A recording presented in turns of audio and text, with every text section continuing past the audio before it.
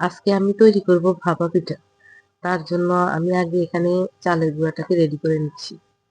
তো এখানে আমি মানে সেদ্ধ চালের গুঁড়া আরকি ভিজা আজকেই ভাঙাইছি আরকি।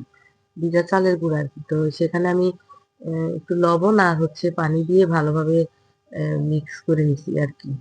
যতটা প্রয়োজন। এই যে মুঠটা করলে যেরকম আটকে যাবে আবার এমনি চাপ দিলে ভেঙে যাবে। এরকম করে করতে হবে। তো আমিও সেরকম ভাবে আরকি চালের গুঁড়াটাকে আগে করে নিছি। আর হচ্ছে এখানে এখন আমি চালনি দিয়ে চেলে নিব। এই যে এরকম একটা এই যে প্লাস্টিকের ঝাঁঝরি দিয়ে অথবা যেকোনো আপনাদের কাছে যা আছে যেটা আছে সেটা দিয়ে করতে পারেন। তো আমার কাছে এটা দিয়ে সহজ হয় মনে হয় যেমন তাড়াতাড়ি করে আরকি। সেজন্য আমি এই ঝাঁঝরিটা দিয়ে এখন চালের গুঁড়াটাকে আগে চেলে নিচ্ছি। তারপরে অন্য প্রসেস এ যাবো আরকি। তো এখানে এ এই পিঠাটা বানাতে মেইন ইনগ্রেডিয়েন্টস তো হচ্ছে চালের গুঁড়া আর নারিকেল আর হচ্ছে খেজুরের গুড় আর একটুখানি লবণ। বেশি কিছু লাগে না আরকি এটা বানাতে। তবে কিন্তু পিঠাটা আরকি সুন্দর হবে চালের আটাটা মাখার থেকে আরকি। তো আটাটা যদি বেশি শুকনা থাকে তাহলে পিঠা ফেটে যাবে। তাই একটু ভিজা করে মেখে নেওয়াই ভালো আরকি। তো অনেকে দেখছি মেখে রেখে দেয়। আমি কিন্তু মেখে রেখে দেইনি। সাথে আমি বানাবো পিঠাটা।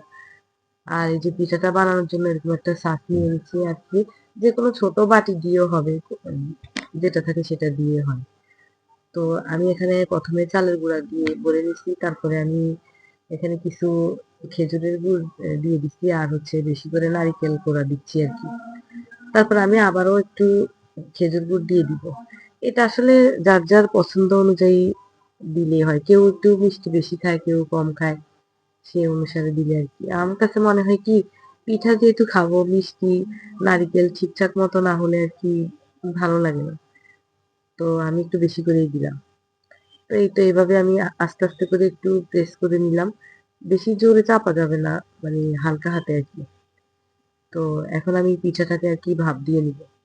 সুতির একটা আম কাপড়ে আরকি পেঁচিয়ে তো ভাপ দিয়ে নিব আরকি পিঠাটাকে। আসলে পিঠাটা অনেকেই ভাবে যে অনেক কঠিন হয় না এই সেই। আসলে পিঠা এতটা কঠিন না, সহজে। শুধু হচ্ছে চালের আটাটা আরকি মাখাটা যদি ঠিকঠাক মতো হয় তাহলে আপনার একটা পিঠাও নষ্ট হবে না। উম আমিও আগে বানাইতে পারতাম না। কিন্তু আসলে এগুলো হচ্ছে প্র্যাকটিসের ব্যাপার।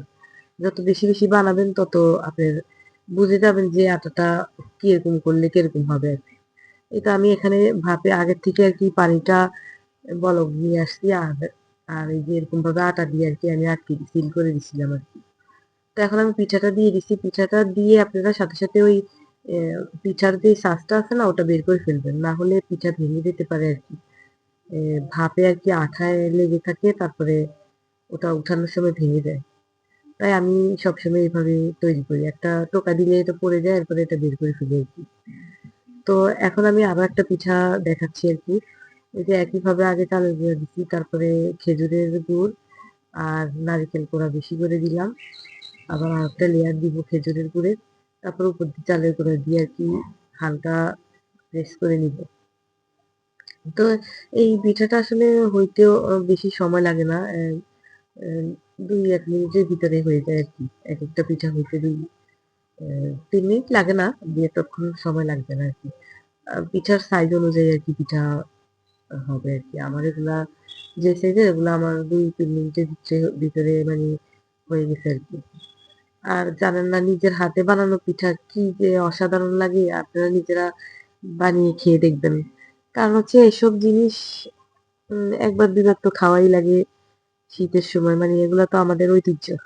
বাহির থেকে কিনে আনলে দেখা যায় যে নারিকেল ১ পিস ২ পিস দেয় এবং গুড়টা ভালো দেয় না। চালের গুঁড়ার থেকে গন্ধ আসে এবং নিজের পছন্দ মতো মানে সাইজ করে আরকি পিঠাটা অ্যাম খাওয়া যায় না আরকি সেরকম। এক কথায় বলতে গেলে তৃপ্তি করে খাওয়া যায় না আরকি। তো আমি তো বলব এরকম সবার বাসায় আসলে ২-১ বার বানানো উচিত। কারণ হচ্ছে আমরা যদি বানিয়ে না খাওয়াই তাহলে বাচ্চারা পাবে কোথায়? আবার দেখা যায় এগুলা অনেকের শখ। যেমন আমারও পিঠা, তারপরে এই যে খেজুরের রস, এরকম জিনিস আমার কাছে বেশি ভালো লাগে আরকি। তো আমি বলতেছি আমার মতো যারা এইসব জিনিস ভালোবাসেন তাদের কাছে তো আহ, ভালোই লাগবে।